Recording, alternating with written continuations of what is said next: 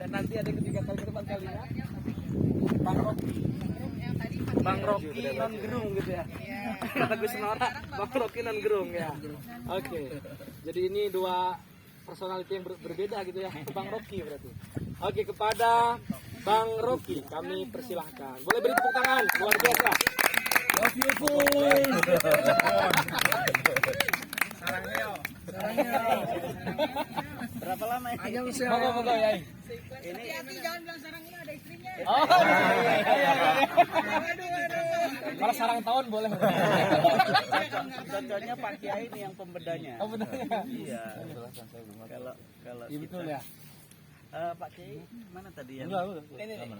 Tapi harus pegang. Oh iya tadi sudah ini. Itu ada satu. Oh tadi udah dibuka. Enggak, saya udah monggo yang lain aja biar teman-teman aja. Ada. Kita mau membedah barang-barang. Ya, silakan. Baik, assalamualaikum warahmatullahi wabarakatuh. Waalaikumsalam warahmatullahi wabarakatuh. Pak Kiai dan kawan-kawan semua, terima kasih atas kesempatan yang diberikan. Saya merasa terharu, terhormat atas kesempatan hari ini yang bermula dari itikad untuk mendampingi Mubas, lalu kemudian didaulat untuk membedah buku.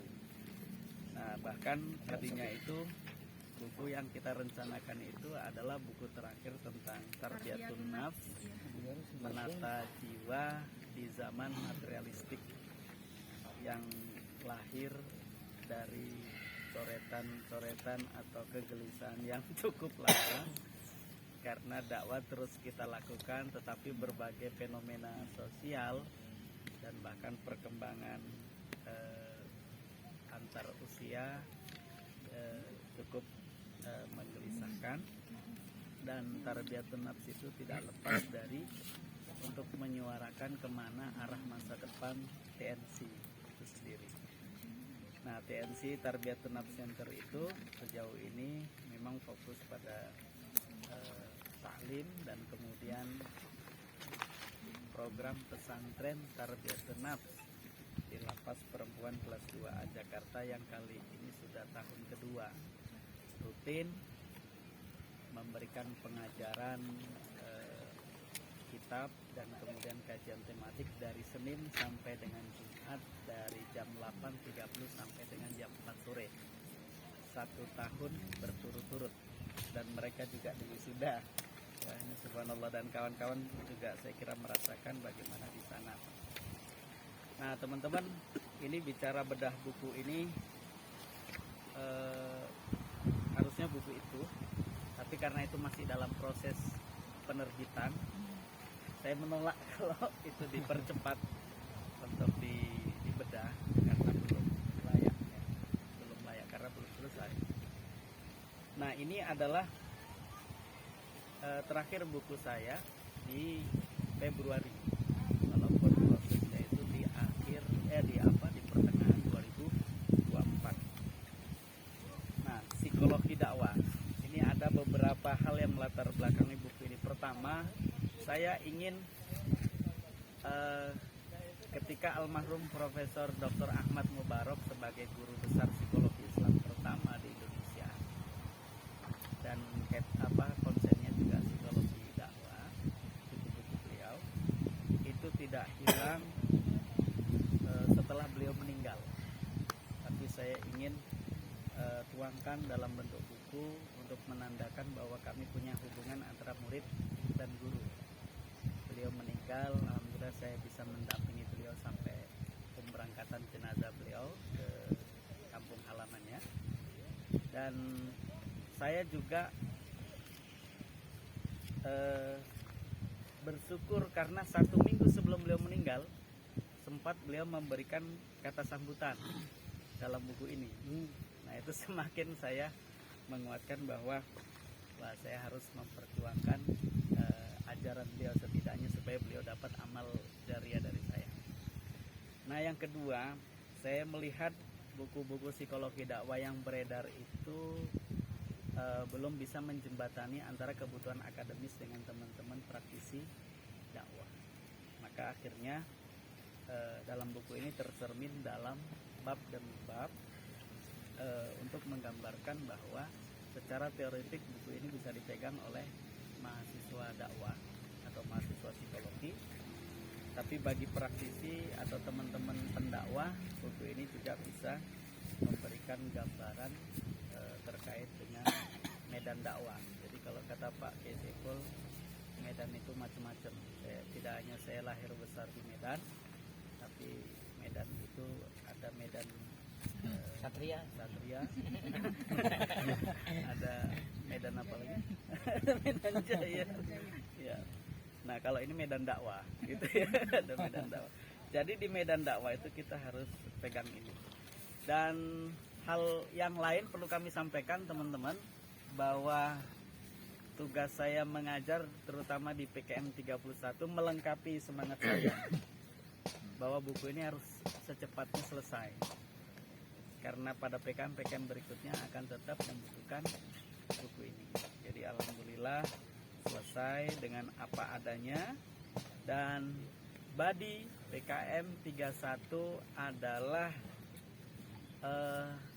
orang yang atau pihak yang memberikan apresiasi yang sebesar-besarnya atas karya mungil saya ini. Terima kasih buat Badi ya, yang menghargai goresan pikiran atau apapun yang ada di dalam buku ini. Ya, insya Allah mudah-mudahan gantian ya, menginspirasi kawan-kawan yang lain untuk membaca buku ini. Hati-hati. Nah, baik, terkait dengan peta psikologi dakwah ini saya kira kita sama-sama satu ilmu, karena ini pernah kita bahas di PKM 31. Buku ini menjadi pelengkap daripada apa yang saya sampaikan di PKM 31. Nah teman-teman, bicara psikologi dakwah itu tidak akan mengubah konten dakwah. Jadi Islam dalam artian konten yang sesungguhnya yang teman-teman miliki, itulah sesungguhnya yang dibutuhkan oleh umat Islam. Esensi Islam rahmatalil alamin, buku setebal hampir 600 halaman itu boleh dikatakan itulah amunisi materi dakwah PKM 31. Amunisi Badi. Sedangkan buku psikologi dakwah ini adalah sumbangan metode atau pendekatan yang bisa digunakan para dai, khususnya Badi, untuk melengkapi daya juang dakwah di lapangan. Nah, saya kira ini bagus sekali ya kalau buku ini dibaca. Nah, psikologi di situ itu hanya memberikan kontribusi pendekatan saja. Bahkan bicara pendekatan ini mungkin bisa dikatakan kalau isi tak akan pernah berubah. Islam itu dari dulu sampai kiamat nanti akan begitu-begitu saja isi. Tetapi kemasan pendekatan itu penting. Kenapa? Karena yang kita hadapin itu adalah manusia. Setidaknya ada 3 problem yang problem abadi. Saya nyebutnya problem abadi yang pasti akan kita hadapi di masyarakat kita. Pertama, gaya beragama mereka punya 3 pendekatan. Jadi kognitif, afektif, psikomotoris. Gaya beragama mereka yang kognitif itu pendekatannya ilmiah, keilmuan. Jadi teman-teman itu sebetulnya kategori papan atas sebetulnya, karena pendekatannya kognitif. Iya. Nah, itu yang dibutuhkan kemudian. Jadi indera ke-6, ke-7, ke-8 gitu ya. Nah, jadi itu masyarakat yang level tinggi ya, karena pendekatan kognitif. Ilmu makin banyak, makin mumpuni, ilmu itu akan bisa menghantarkan kita semakin dekat kepada Allah ya. Jadi dekat dengan hidayah, dekat dengan keinsafan, dekat dengan kesadaran, dekat dengan ketakwaan, dan seterusnya. Nah, sehingga yang dibutuhkan adalah orang ilmu-ilmu yang berkelimpahan, dari ulama, dari profesor, dari kiai gitu ya. Nah, itu yang pertama. Yang kedua, pendekatan afektif. Masyarakat yang mengenyam agama itu pendekatannya dengan pokoknya gimana hati dia. Nah, kita lihat misalkan fenomena terutama masyarakat Jakarta, itu mereka yang ngaji dengan para habaib, para zuriyah gitu ya. Itu banyak saya lihat itu pendekatannya lebih kepada itu. Pokoknya judulnya cinta dengan guru, bisa tabarukan, bisa ngikut gitu ya. Lalu kemudian dalam proses itu baru hidayah muncul, keinsapan muncul. Nah, ini yang saya sebut dengan pendekatan hati. Begitu hatinya ngeklik, lalu kemudian dapat hidayah, dekat kepada Allah, ilmu itu menyusul. Nah, yang ketiga ini adalah pendekatan psikomotorik. Orang yang beragama berbasis praktek. Pokoknya nggak usah mikir kencang-kencang. Waktunya sholat. Waktunya sedekah gitu. Udah mikirnya nggak usah berat-berat. Punya uang umroh, punya uang haji gitu ya, nggak usah berat-berat. Nah, ada yang begitu modelnya, itu yang penting kalau diajak sedekah dia, diajak donasi dia, diajak membuat sesuatu ikut turut serta dia. Tetapi kalau ilmu mereka nggak punya. Nah, tiga ini harus mendapatkan pendekatan yang berlainan. Nah, teori psikologi itu setidaknya ada 5 aliran. Ya, 5 aliran ini, setiap aliran itu melahirkan banyak tokoh. Pertama psikoanalisa, kedua bioforistik, ketiga humanistik, keempat transpersonal, dan kelima psikologi Islam. Nah, 5 ini punya pendekatan yang saling menyempurnakan, gak bisa dipisahkan. Dan ini semuanya dibutuhkan oleh teman-teman yang ingin memilih psikologi itu sebagai sebuah pendekatan. Kan selain psikologi kan banyak pendekatan lain. Misalkan ekonomi. Ekonomi itu pendekatan yang sangat ampuh sekarang. Dan itu buku Tarbiyatun Nafs itu bisa memberikan bantuan sebetulnya untuk mendapatkan penjelasan bagaimana pendekatan materialistik itu memudahkan untuk kita berdakwah. Misalkan belakangan ini kan kita ramai dengan sholat subuh dan sarapan berjamaah. Wah, padat itu jamaahnya. Kenapa? Ada pendekatan materialistik. Lalu ada undangan majelis taklim sebegitu banyak, itu yang direspon adalah majelis taklim yang ketika pulang itu memberikan sembako. Itu kan.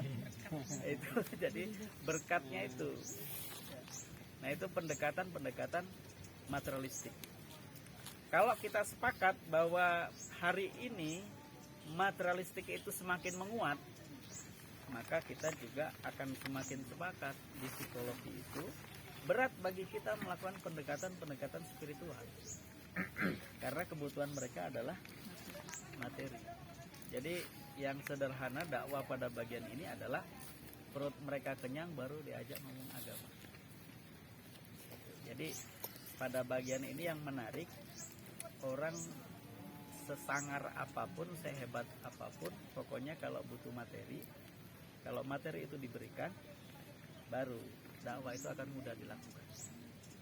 Nah, saya kira 4-5 itu tadi nanti bisa kita kritisi ya, karena ini bedah buku, walaupun dengan kondisi kita ini bedah buku itu harus kita lakukan sederhana ya, nggak bisa ini karena ini dalam rangka sebetulnya bedah buku ini menyulut atau menambah semangat kawan-kawan supaya lebih semangat dalam bergerak. Nah, ini bagian yang perlu saya sampaikan pada buku ini.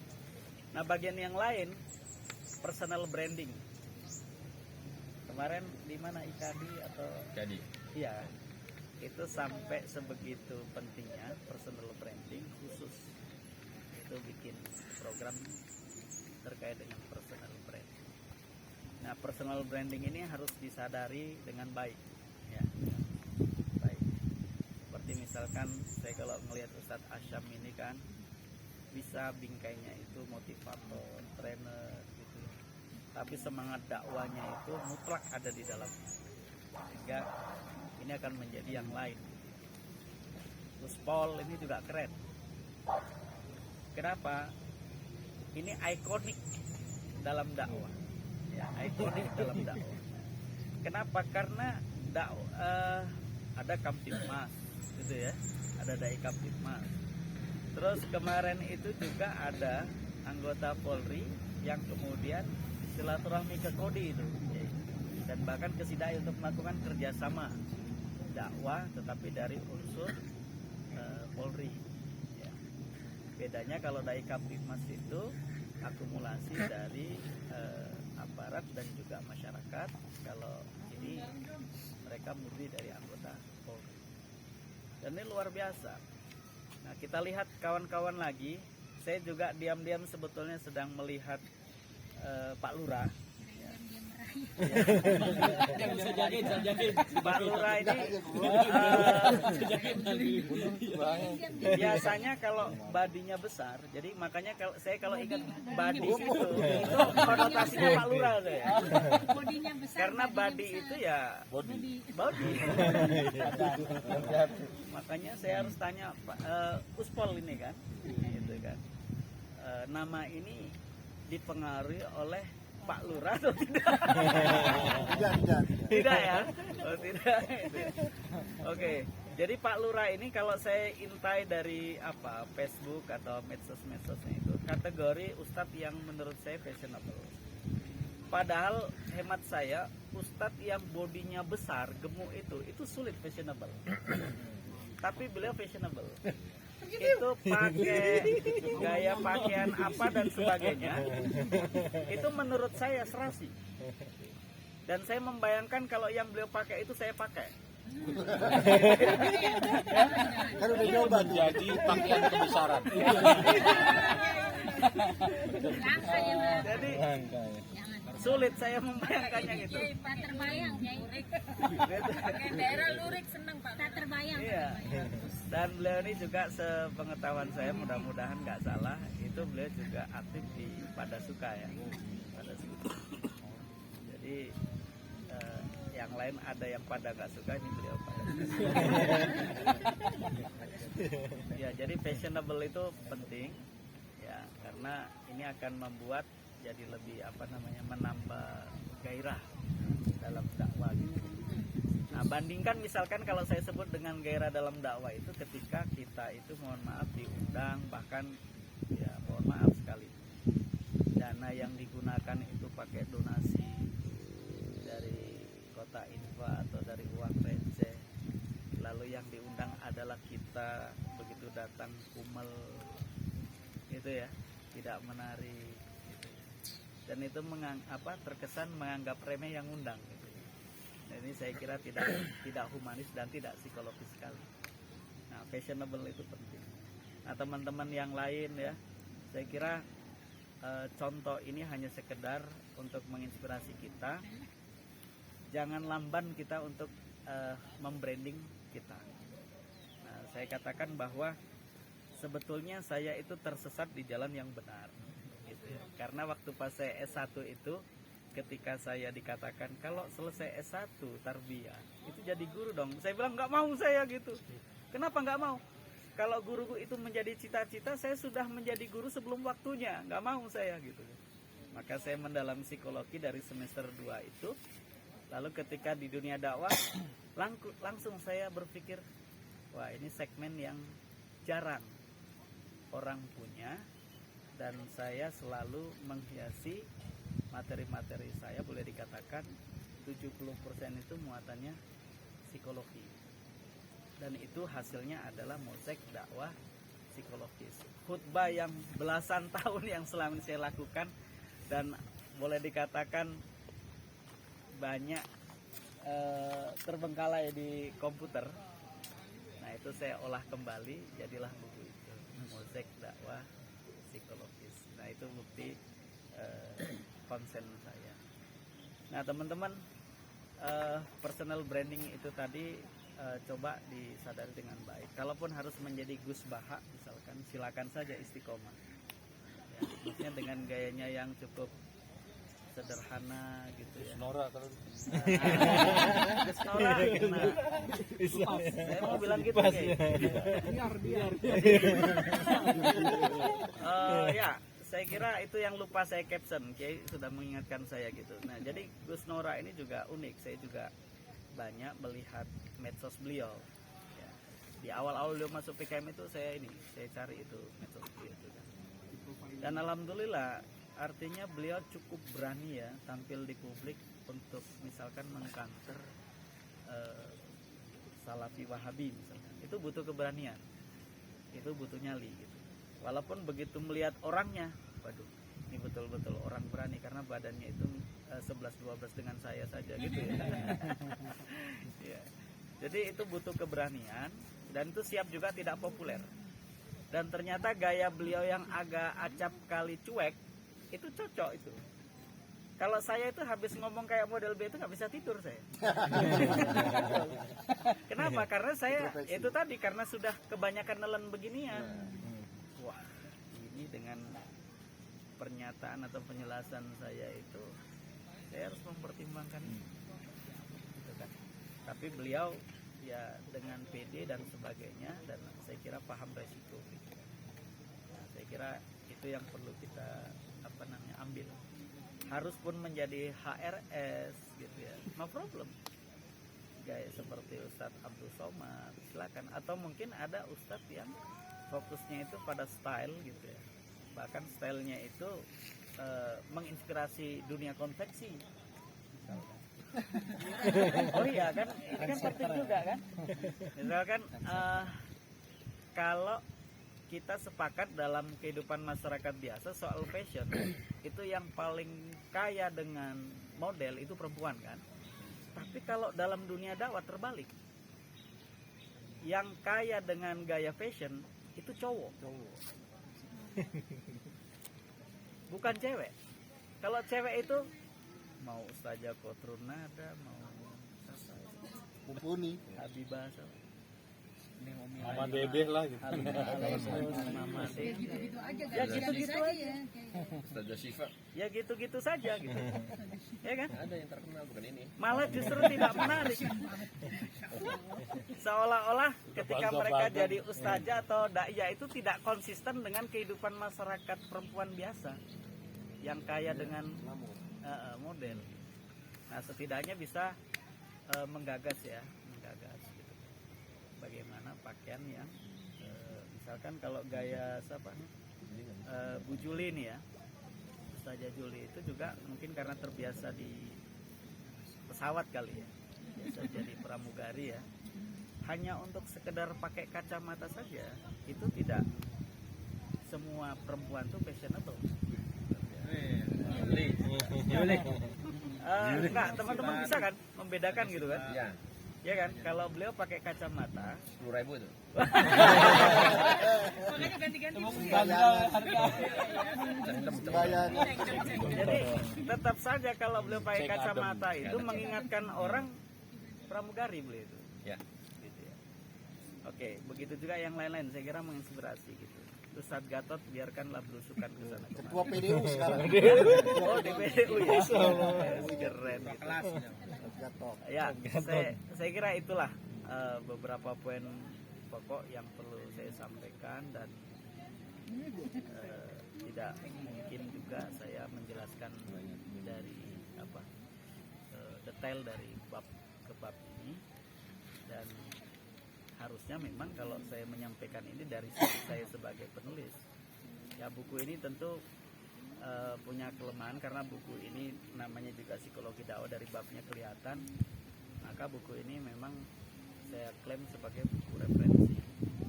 Nah, sedangkan buku Targetun Nafs yang sekarang dalam proses penerbitan itu saya buat gaya bahasa semi apa namanya, istilahnya apa itu ya, ada buku ajar, ada semi populer, mohon maaf, namanya semi populer. Jadi semi populer itu kalaupun ada teorinya itu ringan dibaca orang, gampang dicerna gitu. Nah, sedangkan ini lebih banyak dimiliki oleh orang-orang yang agak akademis gitu. Saya kira itu teman-teman idealnya memang ini dibedah karena oleh pembedah. Ya. Tadi itu memang kita ini harusnya memang Pak B. Saiful, tapi karena beliau baru pegang, saya kira bolehlah kesempatan buat kita untuk menjadi pemula ya, sebelum menginspirasi teman-teman untuk membahas atau bertanya lebih jauh. Kepada Pak Kiai dipersilakan tanpa MC. Kopi saya. Apa ini kalau kita Pakai nama kopinya.